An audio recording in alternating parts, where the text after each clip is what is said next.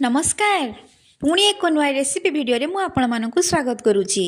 आज रेसिपीटी हूँ मसला पिठा पाई मु मसला खंडे अदा 2टी कंचा लंका 8 ରୁ 10 पाकड़ रसुण को शिल बाटी नहीं गोटे कड़े 3 चामच तेल गरम कर 2टी बड़ पियाज कटा को भाजी नहीं पियाज भाजी है पकई नहीं बटा मसला को आउ 2 मिनट चल नहीं मसला भाजी है एड करुच्ची हाफ कप पानी पानी सुखिला अधा चामच जीरा गुंड अधा चामच लंका गुंड अधा चामच हलदी गुंड को एड कर मसला को भल भाव कषि नहीं आ खली करने मुझे पानी एठारे मु चूना को लक्ष्य करी पानी देइछि चूना जेतिकी मु पानी सेतिकी नेछि एड करूछि मु 2टी तेजपत्र किछि धनिया पत्र एवं स्वाद अनुसार लुण एथरा पानी फुटी जाइछि सेथिरे पके नेछि मु चाउल चूना आउ खली करी नेछि खली को टिके ढांकी नेछि सिझिबा पई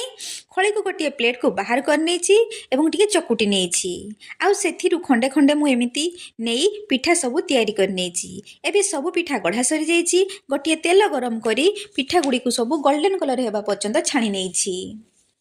भिडियोटी भल लगे गोटे लाइक करदेवे। एबे पिठा गुडी को रेडी हो जाइछि आउ एहा को तरकारी सहित किंबा खाली मध्य खाई परिबे।